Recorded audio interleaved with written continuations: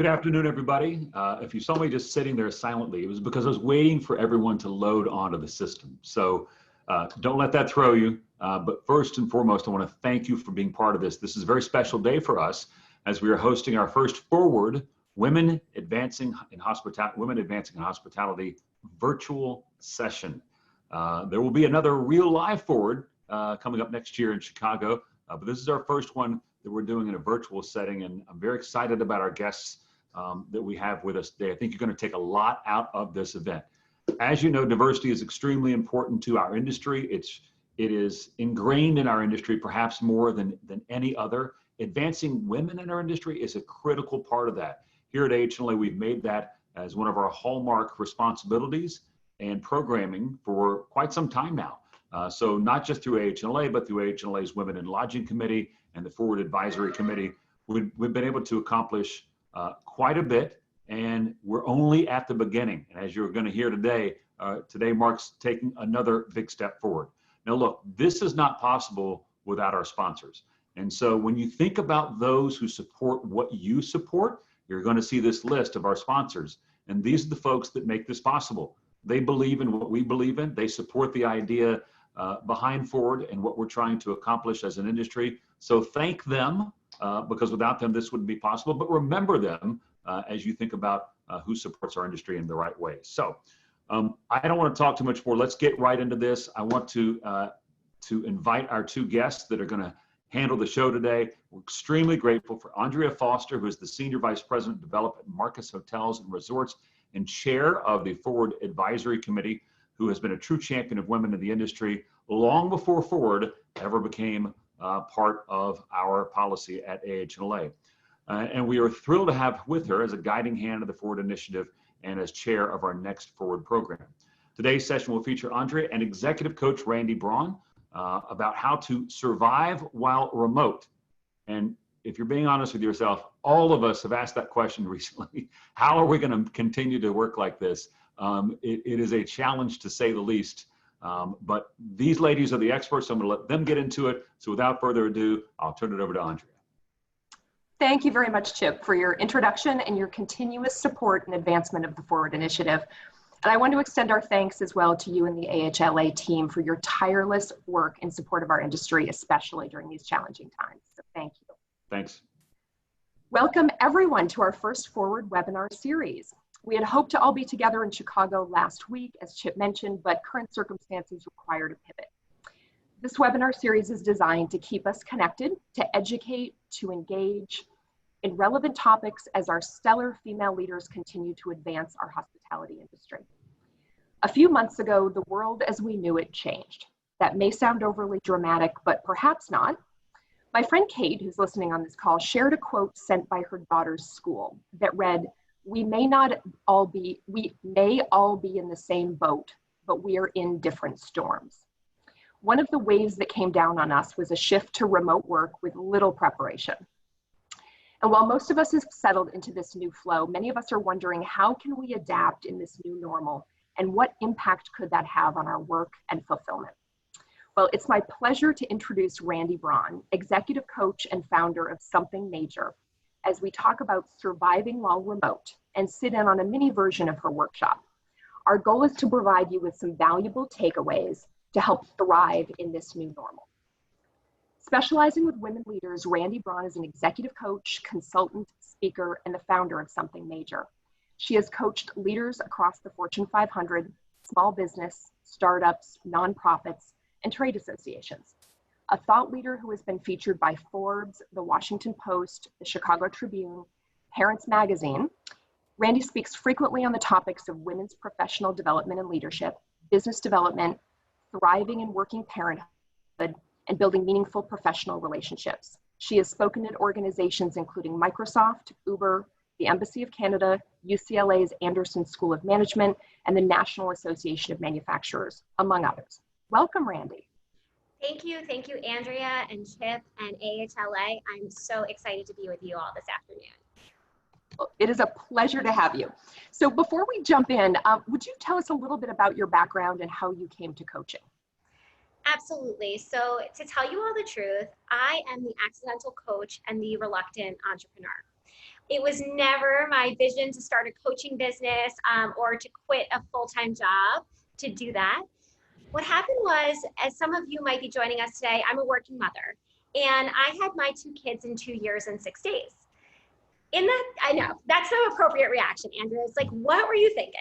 And in those 2 years and 6 days, I doubled my compensation. And so for those of you who live in DC or spend time here in DC, you know this is the world's biggest small town. Word kind of got out around my story because it defied everything social science tells us should have happened to me, with something called the maternity penalty, which is the phenomenon by which women's earning potential stagnates in their childbearing years.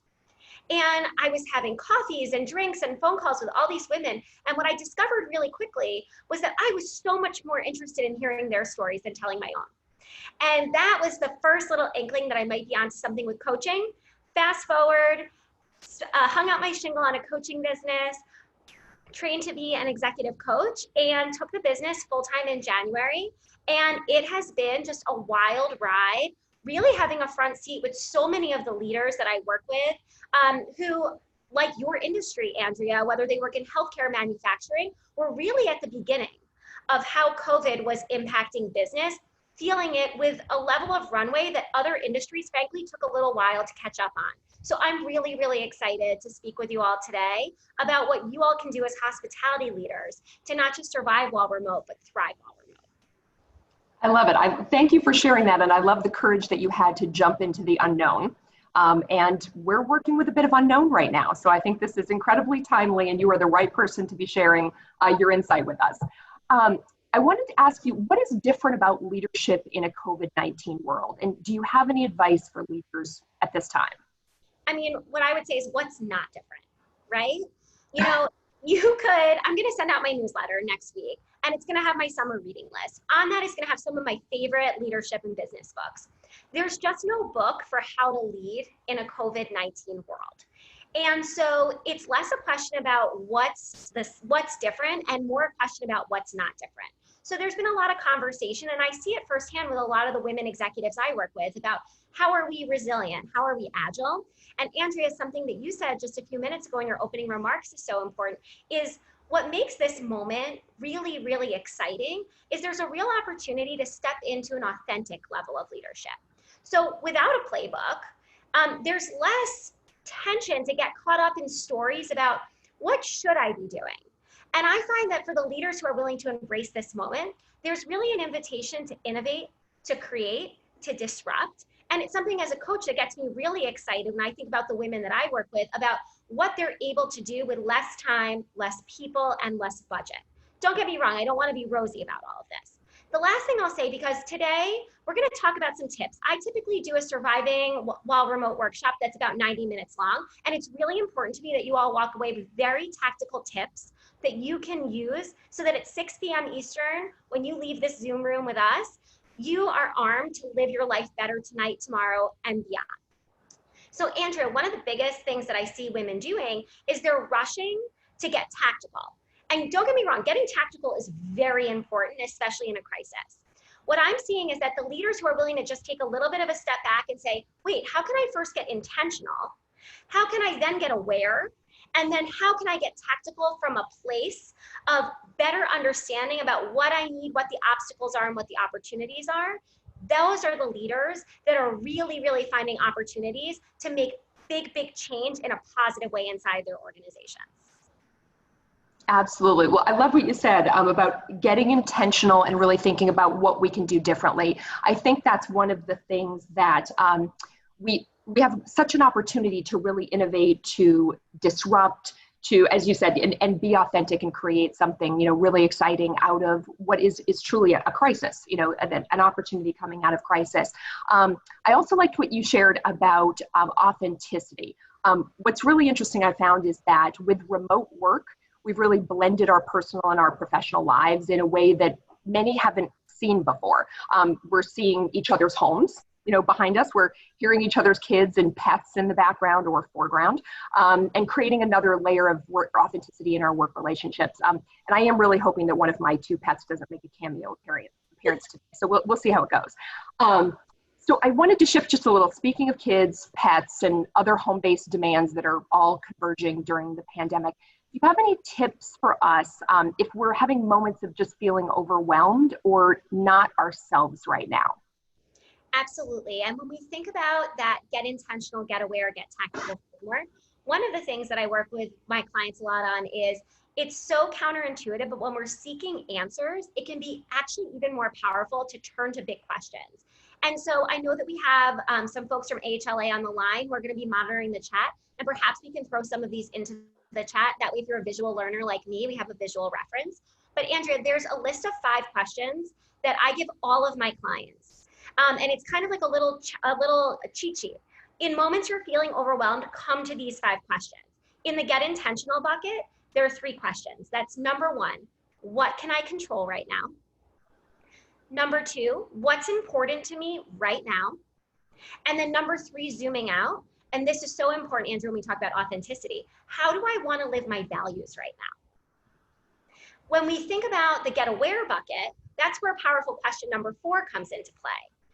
Where am I judging myself in a COVID-19 world by pre-COVID-19 metrics and expectations? So whether you're a leader who's had to make some really tough decisions about potentially furloughs on your team, or you're a working parent or a caregiver to an elderly family member, and you feel stretched thin in a way you've never experienced before, that awareness around where you're potentially judging yourself can actually be very freeing when you can identify it. And then 5th, the last question has to do with getting tactical. And the number one thing I hear from the leaders I work with is, I've never felt stretched so thin. And so I'll often ask them, now that you've gotten aware and gotten intentional, you know what the priorities are. You know what the core needs are. What can you delegate? Who can you deputize? Or what can you just flat out skip so that you can dedicate all of your attention to the resilient, agile, authentic leadership that is calling you on the things you really need to do to advance not just what you need as a leader, but advance your ability to truly be a steward for the organization. Absolutely. Those are fantastic. And what I will share too is, just for everyone who's watching today, AHLA is capturing this information and we'll be sharing it in the chat. And we will actually be saving the chat so that we can share some of these tips with you. So no one has to sit and take notes like I actually am right now. But I love all those. I especially love delegate and deputize. I mean, certainly, you know, judging ourselves, we've talked about that a lot, but delegating and deputizing and engaging other people is so key. I know before we chatted, you know, in preparation for this, I read some articles that you had written. And one of them, you know, when it came to delegating and deputizing, you had shared, it really gives you the opportunity to highlight the skills and talents of people on your team. And so it's not a burden, it's an opportunity for others to shine. And, you know, we talk that in women's leadership of reaching back, bringing others with you, and moving up together. And I think that that's a great opportunity to do that. So no time like the present. Absolutely. A leader that I was speaking to a few months ago, this was pre-COVID, she said, my leadership philosophy is simple. I lift as I climb. And that she's bringing the other women up behind her on the ladder. And you make such an important point, because if you're on this call today, you're a woman who cares about leadership. And oftentimes, you know, I work with clients and like, what are the stories that they heard or they told themselves that's dictating who they are as a leader in a way that doesn't feel right or authentic? And we have this myth that if we have to ask for help, we're doing something wrong. Whereas deputizing, delegating, elevating somebody, especially somebody who might really be yearning to make an impact in this moment, who might be restless, is really just an opportunity to really set them up for success, celebrate their success in a really meaningful way. If that person hates public recognition, don't send the all team email, but find a way to just pop a handwritten note to them in the card, or to make sure that the other executives know what they're doing. It's a really, really special and exciting moment to be a leader. And I think we'll all look back on this moment and say, it was hard as hell, but I'm a different leader on the other side of COVID-19 than I was beforehand, because I chose to step into a version of leadership that wasn't accessible to me in February 2020. I think that's great. There are a lot of, as you said, new things that are presented to us now that we didn't have before. And in some cases we're being dropped in or kind of thrown into them. But looking at this as, you know, what's the opportunity? How can I grow? How can I do something different? And I love the approach of, you know, you said asking for help, and it's hard often to ask for help. When I reflect on the leaders I respect the most, they're the ones who didn't believe they knew everything. They said, what do you think about this? I'd like to get your take on it. I work with leaders like that. I'm surrounded with leaders like that. And I really like it when they're not, look, I don't know everything. I'd really like to get your thoughts and come to something more collaborative, because it shows that they value other people's input. And that's always how we get to the best results. So I think, shining the light on others is how we all shine together. So I think that's great. Well, so I wanted to ask, our days can be kind of like a blur right now. Day becomes night, night becomes day, weekends turn into weekends. I know I find myself working at odd hours, or I get into a zone where time just passes. I don't realize it is because I haven't changed location. In fact, I came across an article, Forbes reported in May, that a California company had a 47% increase in worker productivity being remote, which is huge. Further, the survey, it was done by Protascore, compiled 100 million data points across 30,000 users. And I found this fascinating. Found calls up 230%, CRM activity up 176%, email up 175%, and chat up 9%. Tuesdays, Wednesdays, and Thursdays are apparently the most productive in that order. So now that we've all achieved stellar activity, what are things we can do to build some structures or set some boundaries around our time and space? Yeah, and I think that what the stats show us is what so many of us all intuitively, anecdotally knew along, which is that we all have a unique rhythm to when we are the most productive. And when we are allowed to work at the times we want to work, it can be very powerful. Now, there's a flip side of that. You have, working parents who are stretched thin, who would just be desperate to get back to having care from 9 to 5 so they can go into the office. But regardless of how you slice it or dice it, in our pre-COVID-19 world, we had all of these small, tiny rituals that we thought about that marked the passage of time. The way we took our first cup of coffee in the morning, the way we commuted, even if we hated our commute. Even if you used to curse the traffic that you sat in, or if you're here in DC and you fought with the metro every day. And the truth is that without those small little rituals, we really do lose this central grounding in our world. So it was really interesting. Our first week here, quarantines, my family brought in Shabbat, which is the Jewish Sabbath, Friday night, lit our candles, poured the wine, and I was like, wow, it feels so good to attach to something that was part of my old life. And so because I'm a coach, I'm naturally curious. And so, of course, all day Sunday, I was researching what's the neuroscience behind ritual. And it turns out there are a plethora of scientific studies that show us that ritual has a huge, huge power to help not just ground us and create these boundaries, but to actually positively impact our performance, our mental performance, our physical performance, and decrease our stress around one specific thing, which is about the fear of making mistakes. Well, in a COVID-19 world where the stakes just always feel high, ritual can be really, really powerful. And it can be the simplest thing, Andrea, like every day when my 2 little kids go take a nap, I make a strawberry banana peanut butter smoothie once they're down. I have a client who starts her morning by taking a walk around the block, and her nighttime ritual is to put away her computer and make a 3-song playlist for the next songs the next morning. And so I would actually love to see in our chat, if people are listening and you have small little rituals that you have developed, we'd love to hear from you. I'm a huge believer in crowdsourcing things. But rituals can not just create continuity, but that continuity is so powerful in setting boundaries. Same with just open communication. And as one of my other clients does, which I love, she actually just puts her computer away in a drawer at the end of the night, which is just so powerful. It's the equivalent of walking out of your office. So simple, so transformative. Yes, and this really resonates with me. I mean, I'm actually, working from home in 2 different locations at different points in time over the months. And so, here I'm in my living room area. And so there's no place to walk away. And when I'm working from home in my other location, I actually have a den office that I can walk away from and close French doors, and I'm away from it. So it's really interesting to see, what the difference is. I'll share a funny tip.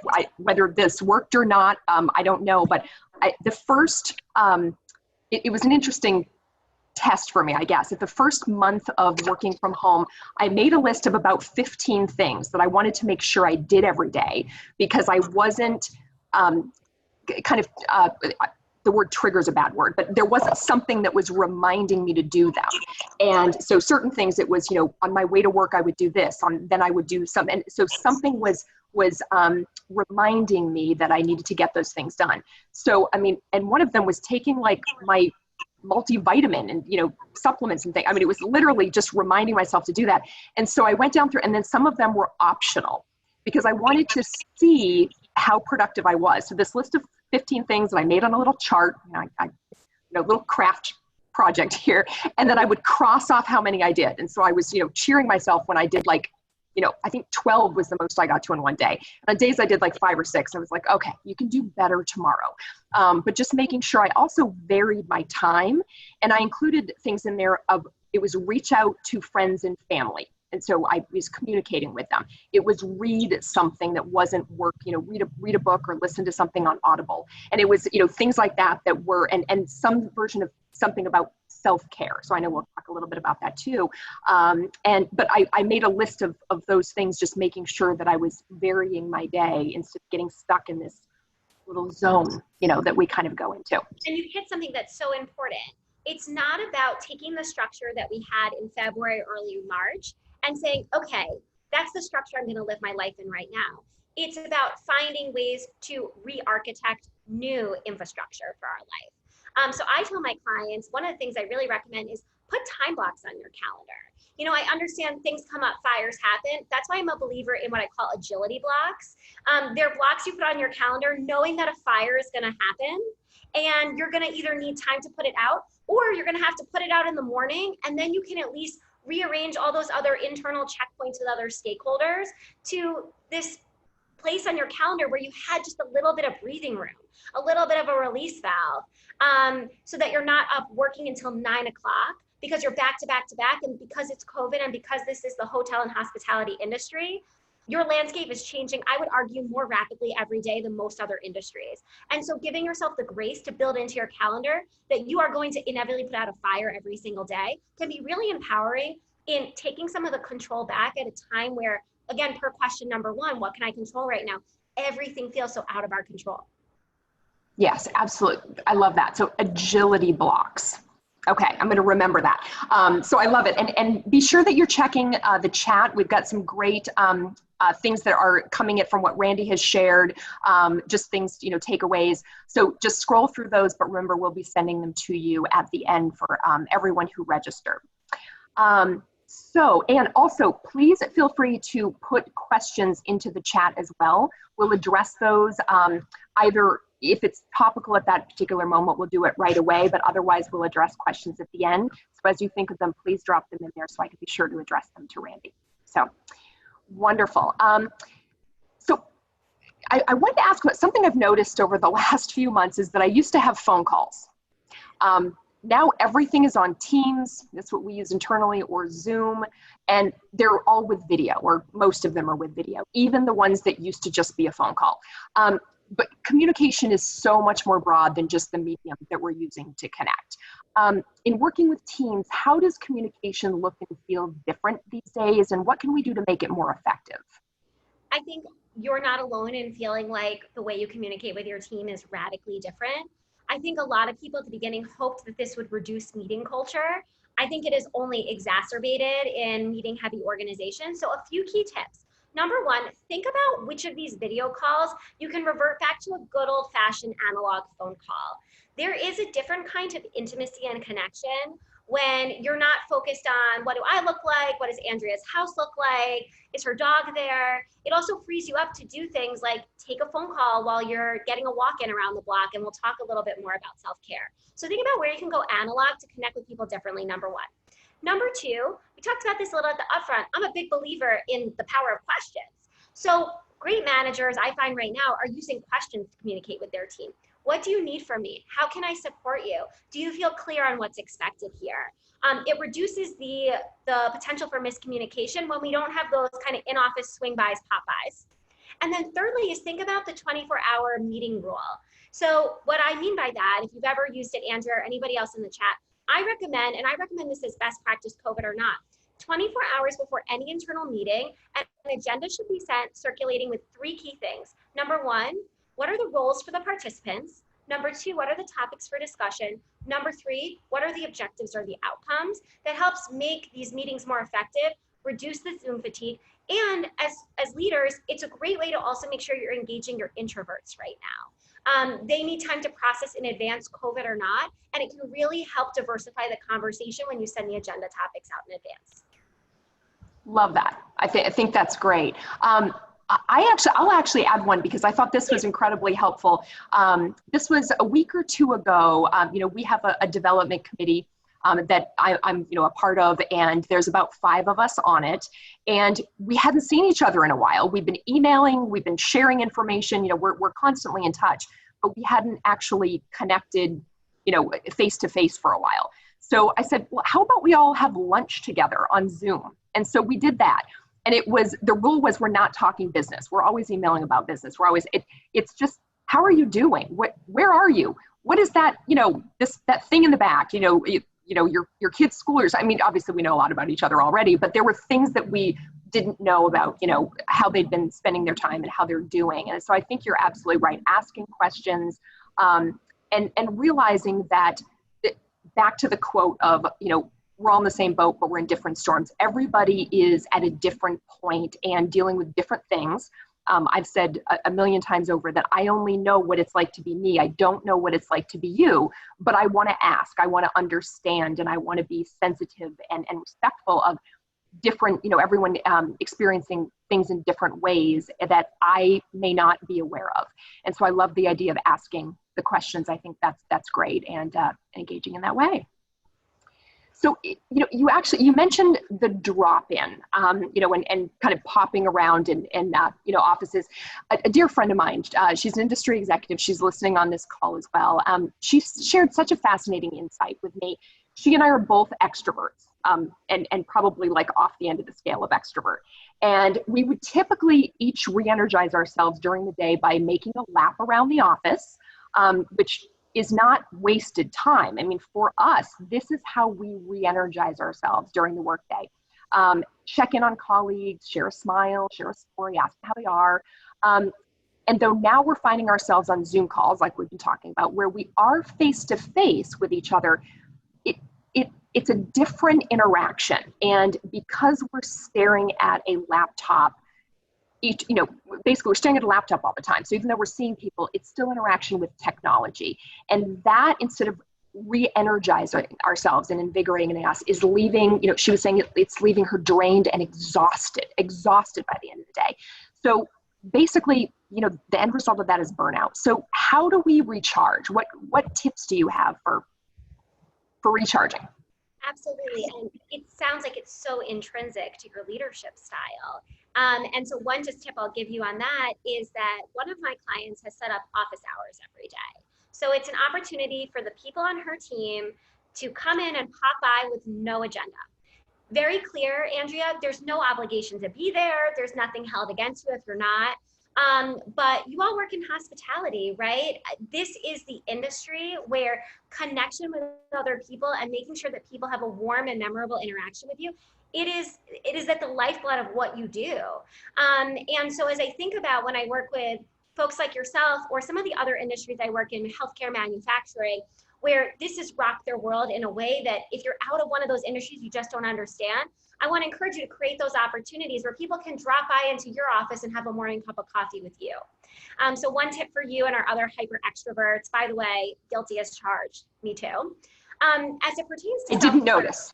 Yeah, no. I mean, this is a business that was started by me just not being able to say no to talking to strangers. Like my husband always jokes, like, you have always been addicted to meeting new people and great conversations. Like, how did we not know that this was where you were going to land? And I was like, I don't know. And so if you're learning a lot about yourself as you're paying attention in big life transitions like COVID, you're not doing it wrong, you're doing it right. I digress.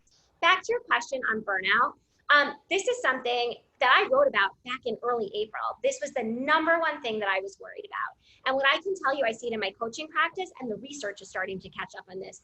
People are seriously tired in a way that is dangerous. and in a way that is a real issue for organizations in terms of sustaining talent performance. So 3 tips that I want to give you on burnout. And taking care of yourself. Number 1, it is so mission critical. And I want you to think big when you think self-care. That doesn't mean a full spa day. We wish we could go to one of your properties, right, Andrea, and have a great spa experience. It's not just physical self-care. I encourage you to think big and thinking about what does emotional self-care look like. You mentioned that connection with family and friends is huge for you. What does intellectual self-care look like? Andrea, I'm going to pick on you. You mentioned that Audible has been a huge part, reading books. And then lastly, spiritual. So if someone put in the chat that they like to meditate, I have some clients who miss kind of the organized religion of their church or their synagogue. So that's something to think about. That's number 1. Don't just think walks, yoga, exercise, food. Those are important. Think big. Number 2, I want you to think small. So there's great research out of Harvard that says that just 30 to 60 seconds, a micro moment of self-care can have a macro impact on 3 key performance metrics. Number 1, your actual performance. Number 2, your satisfaction at work. And number 3, how others perceive their interactions with you. And then lastly, I want you to schedule self-care for yourself. So get really, really clear with yourself. Own your calendar. Where are you going to have 30 minutes of self-care? I was just talking to a partner in a private law firm a few weeks ago, and she admitted we were doing this workshop internally on surviving or thriving while remote for the firm. And she admitted in front of all of her colleagues, that she gets dressed every day for exercise classes because she's just waiting for a 30-minute break where nothing is happening for her to pop on an on-demand bar video or just go for a run outside. And so she hasn't figured out how to slot it into her calendar, except she's like priming herself to know that she gets an unpredictable break in the middle of the day and go for it. That's great. In fact, that brings up something. As many of us are, I'm sure, having regular phone calls or Zoom calls or, whatever it may be with other industry leaders and finding out what's happening in their world, what are they seeing. And I have 3 regular calls with women who I think all 3 of them are watching today. And they regularly talk to me when they're out for a walk. Love it. And so, if it's not something we need to scribble down notes or something, then they have their AirPods and they're out walking and it's great multitasking, and we get to do what we need to do. We get to, have the conversation we want to have. But I love the fact that, they're walking around enjoying nature and, getting in a walk, something that we probably could do from our office, in kind of a pre-COVID world. I love the idea of walk-in talks, and I'd read about them before where people say, let's have a meeting, but let's walk and do it. But it's not something that I think anyone really thought to do. And it also is triggers something that I have done for quite a while now. When I get together with people, as you said, I'm always having coffee or something with friends or colleagues, but instead of having coffee or a drink or eating something, you can only drink so much. Well, I say drink so much coffee, I drink a lot. You can only drink so much wine. There's a limit there. And you can only eat so much. So it's, hey, join me for a spin class. And then I see if they're really willing to get up at 5:30 or 6:30 in the morning and then grab some coffee after. And many say yes, so which is really nice. But I love the combining it with that kind of time. Another thing I'd read, you talk about blocks of time, and I love when you also said micro moments. So one of the things that I had read probably within the last few weeks was an article about taking a 30-minute block of time and giving your attention to something for 25 minutes. And I've actually done this. I set my timer and I said, I'm going to focus on this task for 25 minutes. And then for 5 minutes, I'm going to do something else. Now, something else can be literally anything else. It could be, changing the laundry. It could be getting in 5 minutes of exercise. It could be, listening to a song or something for 5 minutes. But I liked the idea of compartmentalizing some focus time. And then so I've tried it a bit. I haven't made it a routine yet, but I like how it combines the, 2 of the several tips you've shared. And the last thing I'll say on this, I love that. It's called the Pomodoro method. Yes. It's a real thing. And I use the Pomodoro method all the time. I actually use it to write. So Andrea, you mentioned a few times that you've read a few of my articles. Writing's a big part of my job. And it was at a writer's workshop a few months ago where they suggest this. And I said, wait, writing? That to me is like the epitome of deep work. And these small little intermittent breaks, even during deep work, can be helpful as long as you're using them to not do an email. Like they have to be mindful breaks. And because you referenced my articles, I'll share on my website, somethingmajorcoaching.com. If you go to the Insights tab, and perhaps we can throw this link into the chat, there is an article on there. It's called Practical Self-Care in a COVID-19 World. And there are 6 tips that you can download for things that you can do to cultivate self-care if this part of our conversation is exciting you. But more importantly, I want to direct you to some of the research that we talked about from Harvard is in there. Dr. Ashley Willens, she's the scholar at Harvard Business School. She studies the science of self-care, and her whole work at Harvard Business School is about how we spend our time. So if this is something you're interested in, there's a link to it in that article to her podcast interview at the Harvard Business Review Women at Work. It is such a worthy listen on all of these great walks. And then the final thing I'll just say to kind of put a pin in this is, Andrea, you hit the nail on the head. There's a reason why we get our best ideas when we're talking to a friend, when we're walking the dog, when we're washing our hair in the shower. It's because when we give our brain time to slow down, whether it's 5 minutes in that 30-minute Pomodoro block, or just I saw someone in the chat said that part of their morning ritual is just taking time to just slowly kind of get up, take a shower, have a good cup of coffee. That's actually really, really beneficial to our brain. We have this narrative that we have to be busy all the time. That's the best way to get burnt out. Our organizations need us to show up thoughtfully today, tomorrow, 6 months from now, because when the hospitality industry can open up again, things at a new level, at the kind of pre-COVID levels, we want everyone to feel like they can fire on all cylinders to welcome back the guests and to host, right? The way that you all love to host, and I can't wait to be there. So I will be the first person checking into, all of these great events that you all are running. So we're going to have a lot of invitations after this, so your calendar is going to be booked for a long time. I can guarantee you that. So, and I do want to point out that our amazing AHLA team has put a link to Randy's website in here, and I will share, make sure you block more than just one 25-minute block of time to focus on her articles. So Randy, when I was reading them, you create a rabbit hole, which I love, because so Randy writes an article, and then in it, she references something and links to it. So it reminds me of the As You're Climbing the Ladder, Reach Back. So I love how you promote other people's work as well and reference back to it, because I found myself going down the rabbit hole and finding like, oh, let me go this and this. And next thing I know, it was like an hour and a half later. And I was like, oh, I was scrolling through an article and I learned all this new information. It was really great. So thank you very much for that. So yeah, I want to talk, you really, you just mentioned something, incredibly important about, getting back, traveling, experiencing, hotels and all of that, and getting to visit all of ours. Hospitality is really all about connection. So now we have things like contactless check-in. Wasn't something that the industry seemed to be diving into, and now everyone's in the pool. Masks that obscure our smile, which is something that I really wrestle with, because I'm smiling most of the time, and I want to share that with people, and I want to receive others' smiles, and our ability to just pop in, and talk about things. So it's really kind of changing things. How do we connect in new ways? I love that. And I am not saying this to pander to all. I am a sucker for a good hotel. So I have been known to travel 3 plane rides across the world just to check into a hotel that I read about in Travel and Leisure. And yes, when you are, when that is your currency, or when you're on the consumer side like me, and that's a part of the experience, it does feel really different, right? There's something that's so special about this industry. And so I wish I had the silver bullet to say, like, this is the #1 thing that's going to make contactless check-in feel really, really good. But I do feel like there's an invitation to kind of throw back to old methods of communication. We talked a little bit about this before. I'm a huge believer in handwritten notes. I'm a huge believer. I can't tell you how many handwritten notes I've gotten just since I've been here in a COVID-19 world.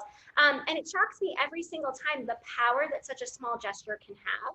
And so as we think about office hours, as we think about analog, as we think about how we choose our words more carefully, and really thinking about how we want to be specific. So whether it's about, messaging to your guests, or more importantly, because we are all leaders on this phone today, messaging to our team and our stakeholders, how do you want to acknowledge? How do you want to honor? How do you want to ask questions in a way that shows people, you're important to me? And Andrea, I know that you had a few things that you've been doing on your team, and so I'd welcome you to kind of share what your experiences as a leader has been. But those are just some of the suggestions that I have. It's actually about really, really small, specific gestures.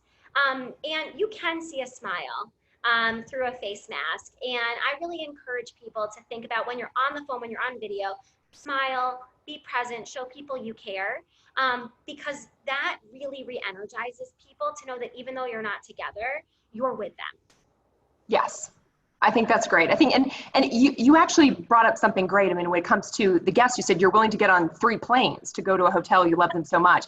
So, we know where our guests are coming from. They're putting, their place of origin in their reservation. So it's easy for us to say, you really made, an effort to get here. A lot of people are driving nowadays. And so even though it may not be as far, it still takes a lot longer to drive somewhere than it does to fly somewhere. So even acknowledging just, the effort that they made and how much we appreciate them doing that in this world, and that it means a lot. We see as industry leaders all the data, and our guests don't see the same data and don't realize how much we appreciate them leaning in and having the courage and the excitement and the passion to travel right now. So absolutely. So that's wonderful. So thank you. And I do agree. I've thought about this, being more intentional. I mean, we have to smile with our eyes. And so, I overdo it a little bit, I think, in trying to make sure that people know that I'm smiling under this mask.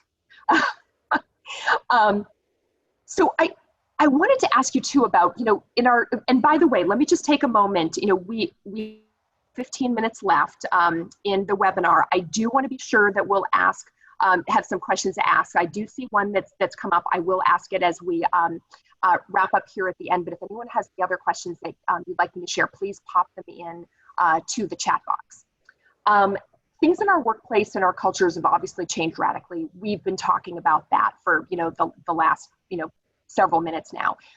What changes do you think will stick, and what else will change about the way that companies operate?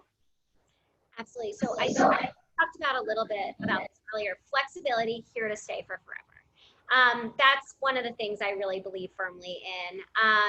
That is going to be just impossible to close up Pandora's box on flexibility. Andrea, you and I talked a little bit about this last week about, what's the future of remote? And I would say it's the number one question I get from my clients, especially at the organizational level all the time, because they know, they're like, what are all the other companies saying? Like, what are they thinking? What are they doing? And as I remind them, I can only tell you what you read about in the newspaper. But what I can tell you without breaking confidentiality and respecting the anonymity is that most companies see remote staying on in some capacity in perpetuity. Does that mean the whole workforce is remote in perpetuity? No, but it means that if you had a culture before where work from home or telecommuting was the exception to the rule, I think you're going to see a lot more people telecommuting on a more regular basis. Now, one of the things I will tell you that's a little more controversial, and we discussed this a little bit last week, is that I do think in some organizations that kind of war over remote work will intensify. There are some leaders, some teams, some organizations who have not liked this remote culture and who can't wait to have everyone back in the office together. And so I do think that you will see some people try very hard to lean in to kind of going back to a pre-COVID-19 world. And I do believe that this is the way of the future. I do believe that a lot of people like it and will vote with their feet. So I don't mean to be womp womp on that or to be a Debbie Downer, but I do think that the conversation is a little more polarized than we're reading about in the media. For all the reasons, Andrea, that you said, is like leaders like to see their people, they like to be with their people, and Zoom is not as satisfying. And so I think just as we had an adjustment period going into this thing, we are going to have a big adjustment period coming out on the other side. And so I encourage all leaders to start thinking about, as you start forward planning for what the return to the office looks like if you're not there already, start thinking about what onboarding back to regular office life looks like for your team. Again, get intentional, get aware, get tactical, get really clear about what your goals are and what your team will need, and be very communicative about what people can expect. Yeah, and I'd actually add to that, I think, because back to when you said ask questions. I think it's important to understand, everybody looking at those on their team, talking with them and saying, what did you find valuable about the time that you spent working remotely? What do you find valuable about being in the office? And maybe it's not an all or nothing. Maybe there's some balance in between where, if, I don't have children, but some people have children, and I'm hearing their stories regularly, and whether I'm just going, wow, I have no idea how you juggle this, to the other side of it also, which is, I didn't have kids, but I'm glad you had them, because you're providing me hours of entertainment of sharing the stories about what's going on in your house. But I've loved your stories. I mean, your story from last week was phenomenal. So I think it's really about figuring out the balance of what individuals need and how they're going to be most productive, because in the end, we are all working in our companies because we love what we do. We love our companies, we love our colleagues, and we love the work that we do. And, we want everybody to be at their very best. So I think that's, I do agree that that's something we'll come out of, and being very authentic and having all these conversations that we've been having and are having, I think, more, more openly, I think will lead to that. So I think that, thank you for sharing your thoughts on that. I have one last question that we had talked about, something, Randy, I know you're going to share with us, but I want to step over because we have a question from our participants on what tips or advice or support do you have for introverts who are feeling guilty about not being social with coworkers outside of work? So I love this question. I got this question very early on from a family member, actually, and he called me up and he was like, Randy, I need to talk to you about this. I do not know what to do, because it's just like the work happy hours is just a little too much for me. And so here's what I would say is we're all very different, extroverts and introverts. It's actually very powerful to have them together on a team. So for my introverts out there, a few key things. Number one, think about your own self-care first, right? It's just like when we get on the plane, or drive, but get on the plane to come to one of your amazing properties. And they tell us, put the oxygen mask on yourself before other people. Think about how you can begin to show up for yourself so that you can make the effort to show up for your team. Your presence is appreciated, your presence is enjoyed. And so whether that means that, the 30 minutes before you jump on the office happy hour, you just want to take your own walk around the block, or you want to read, or you want to journal, or you want to do something quiet, think about that. Number two, think about where you feel comfortable saying no, right? So as much as it comes to priming yourself for saying yes, it's okay if you feel like there's a lot going on every single day and it doesn't feel like it's recharging, it feels like it's sapping you. Where can you meaningfully say no? So it's about bringing that level of intentionality to enabling yourself to say yes when saying yes feels appropriate, and having the courage to say no, or to gracefully bowing out when it's just a little bit too much. I think those are great. Thank you so much. Appreciate those. I want to jump into what you want to share with us. So you have shared so many great tips and takeaways. I've gotten some little messages coming through, and I'll share one of them. I love this, in all capital letters. So this is fantastic.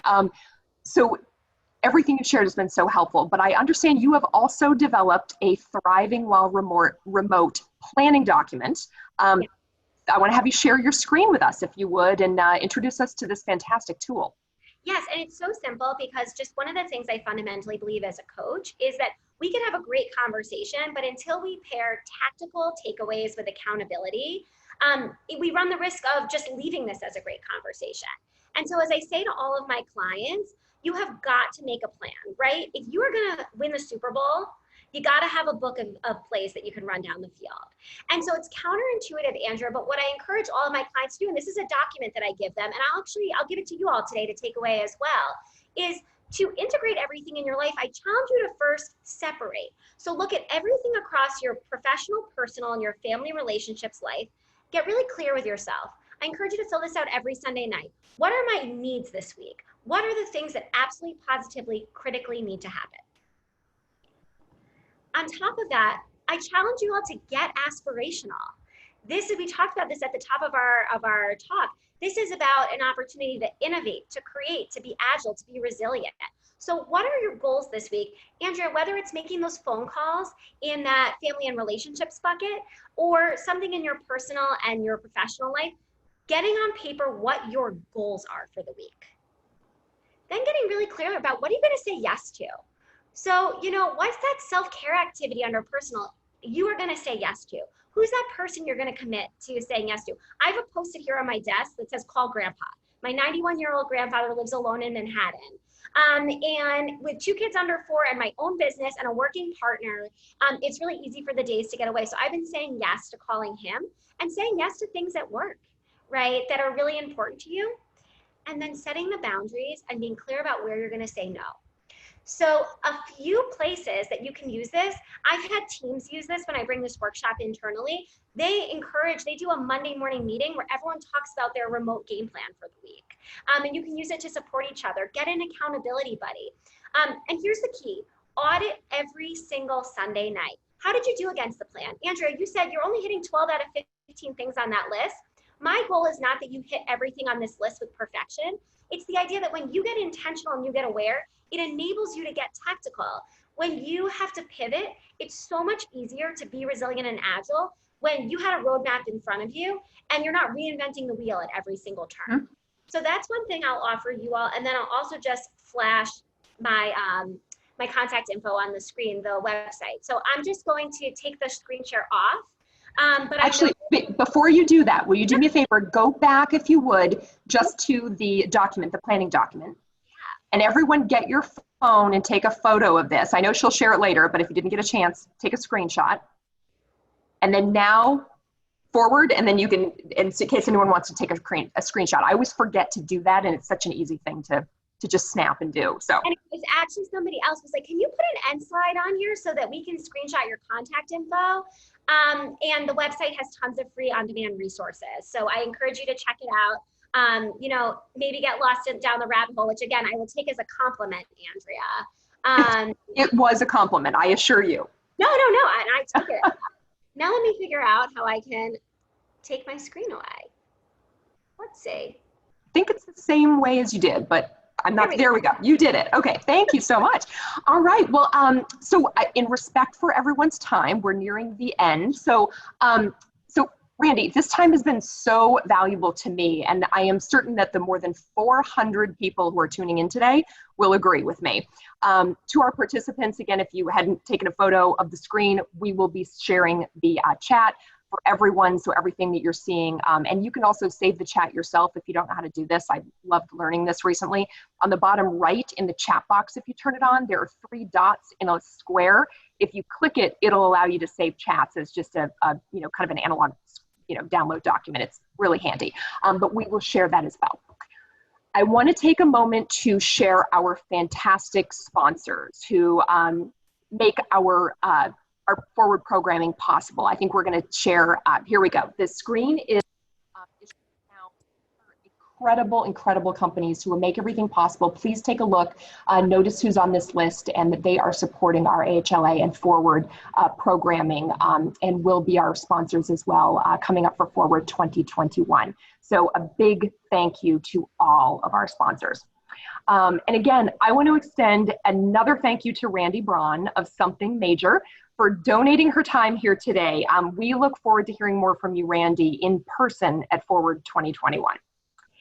And now, speaking of ForWard 2021, please remember to mark or clear your calendars for May 11th and 12th for our rescheduled ForWard event at the Hilton Chicago. We've been putting together a stellar program with exceptional speakers. You won't want to miss it. You can find more details and a link to register at the URL shown on the screen right now. I also want to take a moment. We have a survey that we want to share.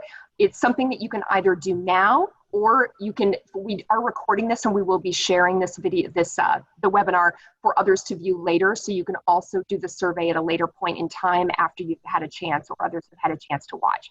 So your choice, but we would love to get your feedback. We want to be doing, we will be doing additional webinars, and we want to know what you loved, any suggestions and things that we can do in the future so that we can provide the programming that you are seeking. So thank you all for joining us today. Have a wonderful rest of your evening, and as of tomorrow, happy July. Thank you so much, Andrea. Thanks all. Thank you.